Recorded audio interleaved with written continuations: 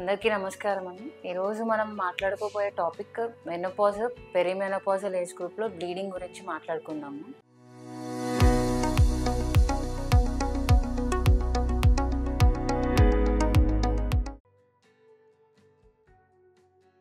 So చాలా మందికి ఏమిటంటే ఈ పెరిమెనోపాజల్ ఏజ్ గ్రూప్ అంటే లైక్ 50 ఇయర్స్ 45 ఇయర్స్ వాళ్ళకి మెనోపాజ్ అనేది రీచ్ అవుతారు. అసలు మెనోపాజ్ అంటే ఏమిటి అంటే ఎవరికైతే బ్లీడింగ్ ఒక 1 ఇయర్ బ్లీడింగ్ లేకుండా బ్లీడింగ్ ఫ్రీ పీరియడ్ ఉన్నారో వాళ్ళు మెనోపాజ్ రీచ్ అయినట్టు. సో దాని ముందున్న ఏజ్ గ్రూప్ అందరూ కూడా పెరిమెనోపాజల్ ఏజ్ గ్రూప్ అని చెప్పి అంటాం. సో ఈ ఏజ్ గ్రూప్ వాళ్ళకి ఈ హార్మోనల్ డిస్టర్బెన్సెస్ అనేవి రావటం వల్ల బ్లీడింగ్ సమస్యలు అనేవి ఎక్కువ చూస్తూ ఉంటారు.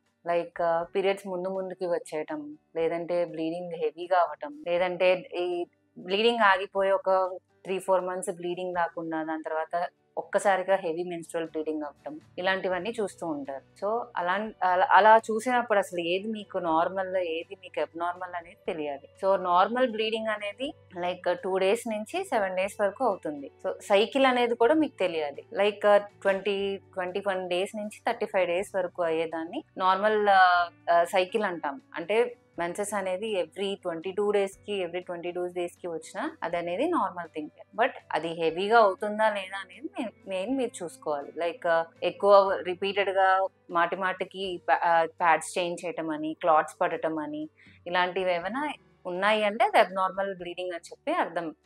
సో నెక్స్ట్ డిస్మెనోరియా అంటాం. అంటే పెయిన్ డ్యూరింగ్ మెన్సెస్ అనేది ఇనీషియల్ గా చాలా మందికి ఉంటుంది. లైక్ పెద్ద మనిషి అయినప్పటి నుంచి కూడా చాలా మందికి పెయిన్ఫుల్ పీరియడ్స్ అనేవి ఉంటాయి. సో మీకు మీ యొక్క వర్క్ అనేది, యాక్టివిటీ అనేది స్టాప్ అయినా, అలాంటి సివియర్ పెయిన్ వచ్చినా, ఇలాంటి సమయంలో మీరు వెంటనే డాక్టర్ని సంప్రదించాలి. నెక్స్ట్ ఇలాంటి సమస్యలు చూసినప్పుడు మీరు వెంటనే మీ గైనకాలజిస్ట్ దగ్గరికి వెళ్ళి ఎగ్జామినేషన్ కానీ, లేదంటే స్కాన్ కానీ, అండ్ ప్యాప్స్మియర్ కూడా చేయించుకుంటే మనకి నిజంగా కాజ్ ఏమైనా అబ్నార్మల్ థింగ్ ఉందా లేదా అనేది డాక్టర్ చూసి చెప్తారు. సో కొంతమందికి ఏంటంటే ఈ యొక్క భార్యాభర్తలు కలిసిన తర్వాత బ్లీడింగ్ అనేది చూస్తూ ఉంటారు. It is an abnormal thing. So వెంటనే మీ గైనకాలజిస్ట్ దగ్గరికి వెళ్ళి సంప్రదించి ఎగ్జామినేషన్ చేసిన తర్వాత మనకి ఏమైనా అబ్నార్మాలిటీస్ ఉన్నాయా లేదా అనేది చెకప్ చేయించుకోవాలి.